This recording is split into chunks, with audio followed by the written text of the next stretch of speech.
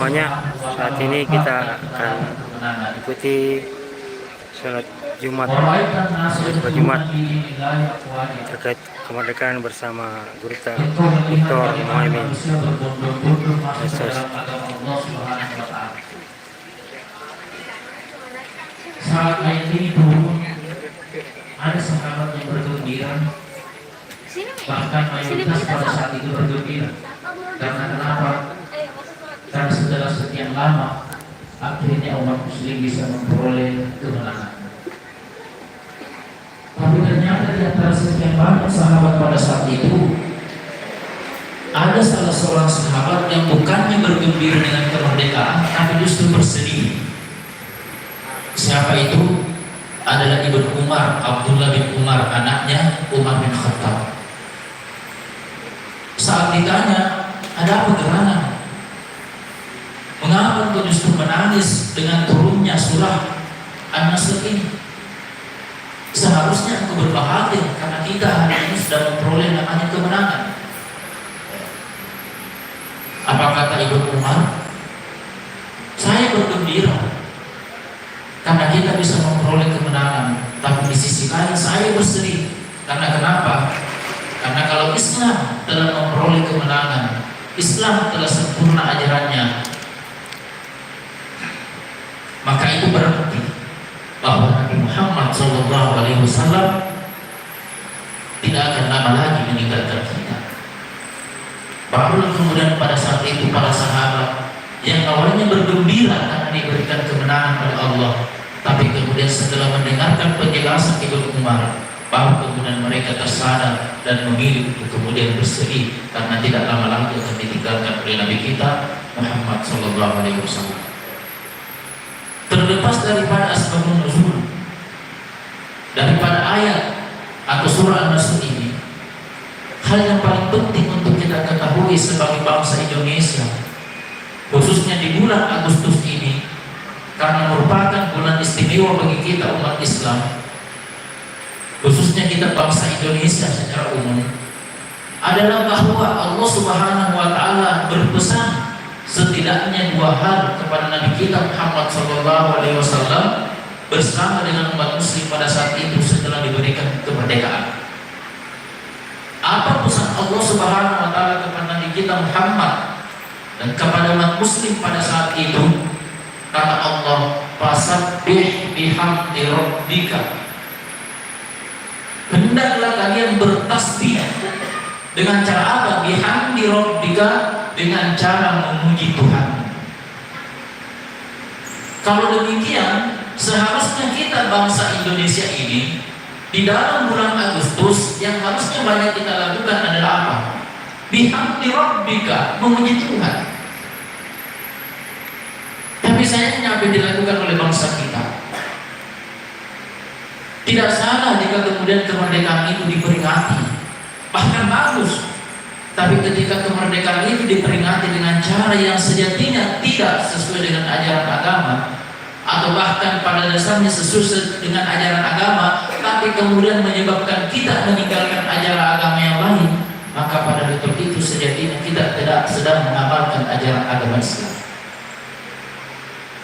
Mohon maaf, kita sering melihat tidak lama lagi bahkan akan terjadi pesta kemerdekaan di lapangan-lapangan yang ada di Kabupaten Baru ini secara khusus.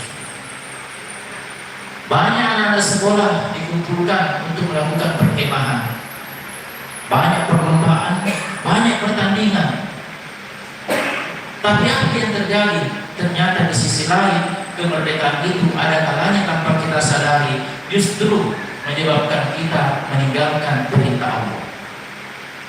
Ada orang yang ketika belum 17 Agustus, ketika dia berada di rumahnya, rajinnya ke masjid luar biasa, sholat 5 waktunya berjamaah di masjid.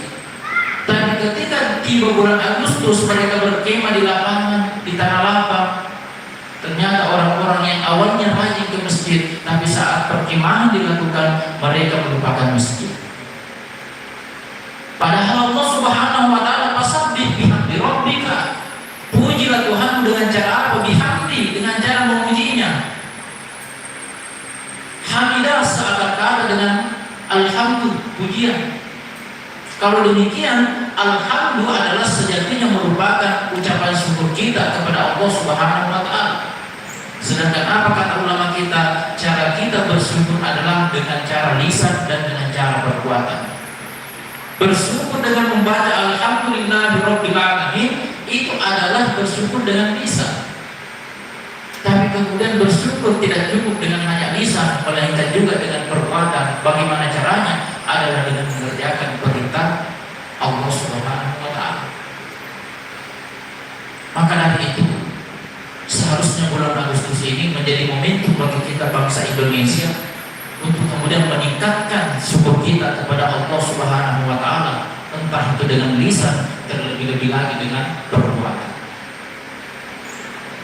Ayat ini juga sejatinya menegaskan kepada kita bangsa Indonesia agar supaya kita tidak melupakan bahwasanya kita ini bisa memperoleh kemerdekaan itu adalah karena bantuan dari Allah Subhanahu wa taala. Dan subhanallah, ternyata para pendiri bangsa kita menyadari hal tersebut. Sehingga itulah kemudian di pembukaan Undang-Undang Dasar kita disebutkan apa?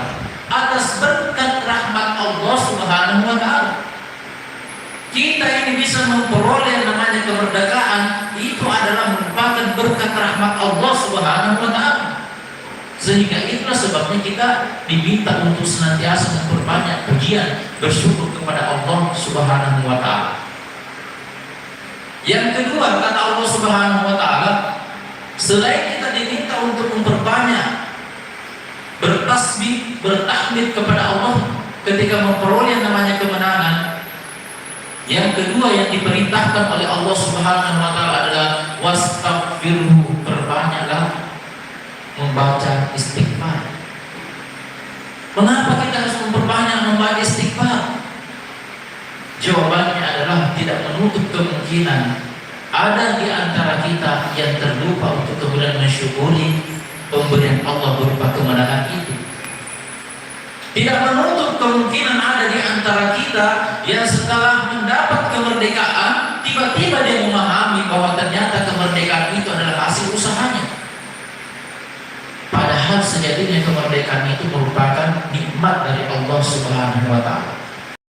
Kemudian Allah Subhanahu wa taala mengingatkan kita umat manusia, khususnya kita manusia yang telah memperoleh kemerdekaan, bahwa janganlah sampai lupa kita untuk senantiasa memperbanyak istighfar kepada Allah Subhanahu wa taala. Nabi kita Muhammad sallallahu alaihi wasallam yang sudah dijamin masuk surga pun tak pernah kurang 100 kali istighfarnya dalam sehari semalam. Bagaimana dengan kita umatnya? Harusnya kita pun bisa mengucapkan istighfar dalam sehari semalam tidak kurang atau bahkan lebih daripada 100 kali. Hadirin jamaah Jumat rahimakumullah, sebagai penutup, perjuangan pastinya tentu akan dialami oleh setiap manusia setiap waktu, setiap saat. Tidak ada ujungnya namanya perjuangan, tidak ada. Akan tetapi yang menjadi peringatan bagi kita melalui ayat ini, Allah Subhanahu wa taala senantiasa mengingatkan kita bahwa ketika kita memperjuangkan sesuatu, lalu kemudian apa yang kita perjuangkan itu telah kita capai, maka Allah ingatkan jangan pernah lupa untuk memuji dengan mengucapkan alhamdulillahirabbil alamin. Adik-adik yang berada di tempat ini, yang menghafal di tempat ini, kalian pasti berniat, bertujuan, bercita-cita agar supaya bisa menghafal Al-Quran. Dalam sehari kalian pasti memiliki target, hari ini saya ingin menghafal Al-Baqarah ayat 1 sampai 5. Maka ketika harapan itu, cita-cita itu, tujuan itu, kemauan itu tercapai, ingatlah selalu surah ini, fasabbih bihamdi rabbika, bersegeralah Anda membaca alhamdulillahirabbil alamin, bersyukur kepada Allah karena sejatinya Anda bisa menghafal 5 ayat itu semua karena merupakan rahmat dari Allah Subhanahu wa taala. Itu sebagai contoh terkecil, tentunya banyak contoh-contoh di dalam kehidupan kita yang bisa kita jadikan contoh seperti demikian tadi untuk kemudian kita memahaminya bahwa setiap perjuangan yang kita perjuangkan di dunia ini Maka ketika tercapai perjuangan itu, janganlah pernah lupa untuk memuji, berterima kasih kepada Allah. Dan kemudian yang terakhir, senantiasa kita memperbanyak istighfar, khususnya di bulan Agustus ini yang merupakan bulan di mana Allah merezekikan kita semua yang namanya kemerdekaan. Demikian apa yang sempat kami sampaikan pada kesempatan ini. Semoga bisa mencerahkan kita semua, sehingga kita semua menjadi hamba-hamba Allah Subhanahu wa Ta'ala yang meniti kehidupan ini senantiasa berada di dalam jalur agamanya dan ridhonya. Amin amin ya rabbal alamin. Terima kasih atas segala perhatian, mohon maaf atas segala kekurangan.